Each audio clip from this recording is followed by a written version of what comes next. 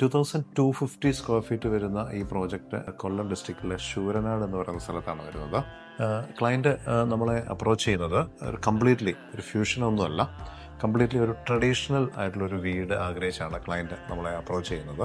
എന്നാൽ ട്രഡീഷണൽ ആയിട്ടുള്ള minimal interior layout പ്ലാനിൽ അവർക്ക് വേണം താനും. ഇതായിരുന്നു ക്ലയൻറ്റിൻ്റെ ഒരു റിക്വയർമെൻറ്റ്. അപ്പോൾ നമ്മൾ ഈ പ്ലാനും അതിൻ്റെ എലിവേഷൻ മറ്റു കാര്യങ്ങളൊക്കെ പൂർത്തീകരിച്ചു. അപ്പോൾ നമുക്ക് വീഡിയോയിലേക്കൊന്ന് പോകാം. ഇതിൻ്റെ ടോട്ടൽ ഈ പ്ലോട്ടിൻ്റെ ഏരിയയാണ് ഓൾമോസ്റ്റ് 2 ഏക്കറോളം വരുന്ന ഒരു പ്ലോട്ടിൽ ഈ കാണുന്നതാണ് ഇതിൻ്റെ ഒരു എക്സിസ്റ്റിംഗ് ആയിട്ടുള്ളൊരു ബിൽഡിങ്. അതിനോട് ചേർന്ന് തന്നെ ഒരു വാസ്തുമണ്ഡലമൊക്കെ നോക്കി റോഡുമായിട്ട് അടുത്ത ഒരു പൊസിഷൻ അവർ കണ്ട ഈ ഒരു പോക്കറ്റ് സ്പേസിലേക്കാണ് അവർ വീട് വെക്കാനായിട്ട് ഉദ്ദേശിച്ചിരുന്നത്. അപ്പോൾ ഞങ്ങൾ ഓവറോൾ മൊത്തത്തിൽ മെഷർമെൻറ്റും എല്ലാം എടുത്തു. അതിനുശേഷം ഇവിടെ നമ്മൾ വീട് അലൈൻ ചെയ്തു. ഇത് കാണുന്ന പോലെ നോർത്ത് ഫേസിംഗ് ആയിട്ടാണ് ഈ പ്രോജക്റ്റ് വന്നിട്ടുള്ളത്. അപ്പോൾ റോഡ് ഇതുപോലെ ഇങ്ങനെ മെയിൻ റോഡ് ഇങ്ങനെ പോകുന്നു. ഇതിനോട് ചേർന്ന് ഈ റോഡിൻ്റെ സൈഡിലായിട്ട് ഇവിടെ ഒരു കല്ലട ഇറിഗേഷൻ പ്രോജക്റ്റിൻ്റെ ഒരു കനാലും പോകുന്നുണ്ട്. അതാണ് ഓവറോൾ ആ പ്ലോട്ടിൻ്റെ ഒരു ആംബിയൻസ്.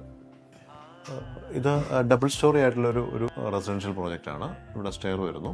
4 അറ്റാച്ച്ഡ് ബെഡ്റൂമോട് കൂടിയ ഒരു വീടാണിത്.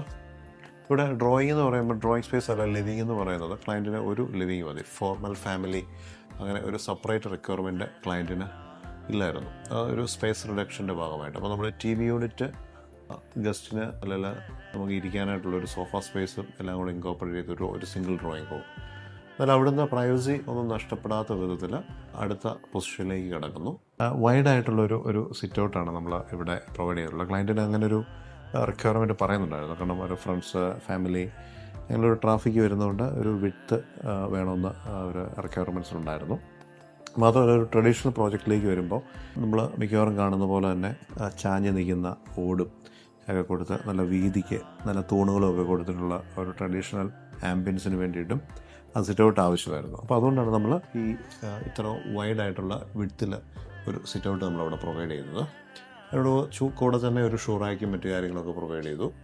ഇവിടെ ഒരു ഹാങ്ങിങ് ആയിട്ടുള്ള ഒരു സീറ്റിംഗ് സ്പേസ് കൊടുത്താൽ ഒരു ഊഞ്ഞാല് പോലെ നമുക്ക് അവിടെ യൂസ് ചെയ്യാം. ഇങ്ങോട്ട് മെയിൻ ഡോർ ആക്സസ് ചെയ്യുമ്പോൾ നമുക്ക് വേറെ ഡിസ്റ്റർബൻസ് ഒന്നുമില്ല.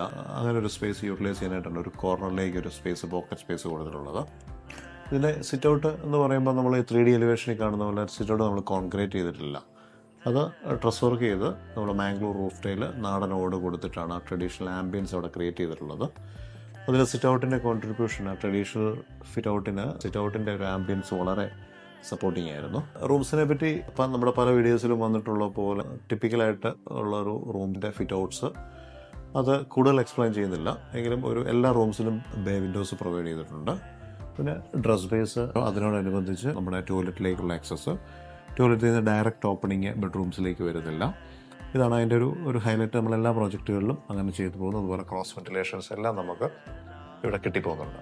പിന്നെ ഇതിൻ്റെ ഒരു അറേഞ്ച്മെൻറ്റിൽ ഡൈനിങ് കിച്ചൺ യൂട്ടിലിറ്റി അറേഞ്ച്മെൻ്റ് എന്ന് പറയുന്നത് ഈസ്റ്റ് സൈഡിൽ തന്നെ കൊടുത്ത് ഒരു 1 സിംഗിൾ സ്ട്രെച്ച് ചെയ്തു പോയിട്ടുള്ളതുകൊണ്ട് അതിൻ്റെ സ്പേസ് യൂട്ടിലൈസേഷൻ, അതായത് സ്പേസുകളൊന്നും വേസ്റ്റായി പോകാതെ കൃത്യമായിട്ട് ഉപയോഗപ്പെടുത്താൻ പറ്റിയെന്ന് മാത്രമല്ല, ഈ വാക്കിംഗ് ഡിസ്റ്റൻസ് ഇപ്പോൾ യൂട്ടിലിറ്റിയിൽ നിന്നായാലും കിച്ചണിൽ നിന്നായാലും ഡൈനിങ്ങിലേക്കുള്ള അപ്രോച്ച് എന്ന് പറയുന്നത് വളരെ പോസിറ്റീവാണ്. ബാക്കിയുള്ള ഒരു ഏരിയയിലേക്ക് പ്രൈവസി നഷ്ടപ്പെടുന്ന പോലെ സെർവിങ് ടൈമിലൊന്നും നമുക്കൊരു ഡിസ്റ്റർബൻസ് ഇല്ല. ഈ ഫോമൽ ലിവിങ്ങുമായിട്ട് ഒരു കണക്ഷനും ഇല്ലാതെ നമുക്ക് ആ കാര്യങ്ങളെല്ലാം ഫുഡ് സെർവ് ചെയ്ത് പോകാനും എല്ലാം നമുക്ക് സാധിക്കുന്നുണ്ട്. നമ്മുടെ ഫസ്റ്റ് ഫ്ലോറിലേക്ക് വരുമ്പോൾ മിനിമലായിട്ട് 2 ബെഡ്റൂമും ഒരു പോക്കറ്റ് സ്പേസിലൊരു ഫസ്റ്റ് ഫ്ലോർ ലിവിങ്, അവിടെ ജസ്റ്റ് ഒരു വാക്കിംഗ് ടേബിൾ അല്ലെങ്കിൽ സ്റ്റഡി ഏരിയ, ഒരു അയൺ പർപ്പസിനുള്ള ഒരു സ്പേസ്, അധികം സ്പേസ് അവിടെ എടുത്തിട്ടില്ല.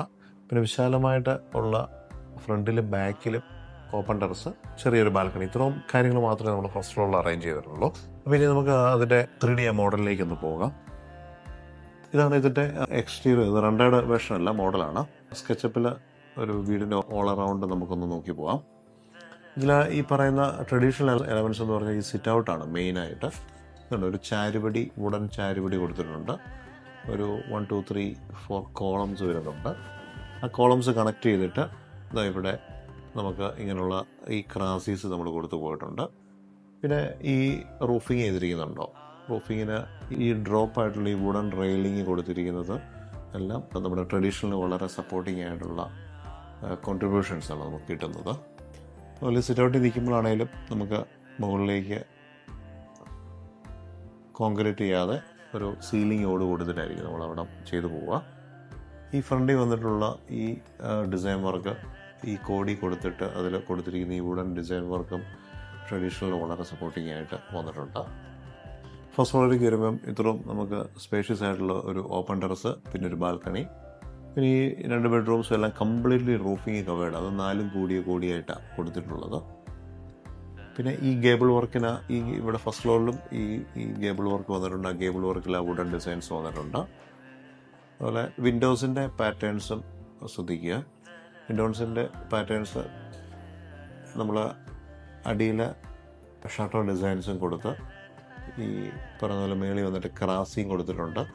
സിവിൽ വർക്കിൽ ഈ ഒരു ആർച്ചിങ് ക്രിയേറ്റ് ചെയ്തിരിക്കുന്നതാണ് ആ ട്രഡീഷണൽ ഡിസൈനെ നമുക്ക് ഹൈലൈറ്റ് ചെയ്തിരിക്കുന്നത്. ഈ 2 വിൻഡോസും നമ്മളൊരു ആർച്ച് ഫോമിൽ സിവിൽ വർക്കിൽ ഓർണമെൻ്റൽ വർക്ക് ചെയ്തിട്ടാണ് വിൻഡോ നമ്മളവിടെ പ്ലേസ് ചെയ്തിട്ടുള്ളത്. പിന്നെ ഈ നാച്ചുറൽ ലാറ്ററൈറ്റ് ക്ലാഡിങ്സ് നമുക്ക് ട്രഡീഷണൽ സപ്പോർട്ടിംഗ് ആണ്. കൂടാതെ അതിൻ്റെ ബോർഡർ വർക്ക് ഉണ്ടോ, ഈ ബോർഡർ വർക്കും നമ്മൾ കൊടുത്തിട്ടുള്ളത് വിൻഡോസിൻ്റെ എല്ലാം ചുറ്റിലും ആ ബോർഡർ വർക്കും കൊടുത്ത് ഇത്രയാണ് നമുക്കൊരു മനയുടെയൊക്കെ ഒരു ഫീല് കിട്ടുന്ന പോലെ ഡിസൈൻസിൽ നമ്മൾ ഹൈലൈറ്റ് ചെയ്ത് കൊണ്ടുവന്നിട്ടുള്ളത്. പിന്നെ ഇവിടെ ഒരു ഫ്യൂഷൻ കണ്ടൻറ്റ് എന്ന് പറഞ്ഞാൽ നമ്മുടെ ആ പ്ലാനിൽ തന്നെ കാണുന്ന പോലെ ഒരു ബേ സ്പേസ് നമ്മൾ ആ ഡൈനിങ് ഏരിയ കൊണ്ടുവന്നിട്ടുണ്ട്. അപ്പോൾ ഇത് ഈ കോർണർ ഒരു ഫിക്സഡ് ഗ്ലാസും 2 സൈഡിൽ ഓപ്പണബിൾ ആയിട്ടുള്ള വിൻഡോയും കൊടുത്തിട്ടാണ് ആ ബേ സ്പേസ് ക്രിയേറ്റ് ചെയ്തിട്ടുള്ളത്. അത് എലിവേഷനിൽ വരുമ്പം ഒരു നല്ല ഹൈലൈഷനായിട്ട് നിൽപ്പുണ്ട്. അപ്പം ഇതിൻ്റെ ഫൈനൽ റെൻഡറിങ്ങിന് ശേഷം എങ്ങനെയുണ്ട് ഇതിൻ്റെ എക്സ്റ്റീരിയർ വ്യൂ എന്നുള്ളത്, ഡിഫറെൻറ്റ് ആംഗിൾസിലുള്ള അതിൻ്റെ ഒരു റെൻഡേർഡ് വ്യൂ ഒന്ന് കണ്ടു നോക്കുക.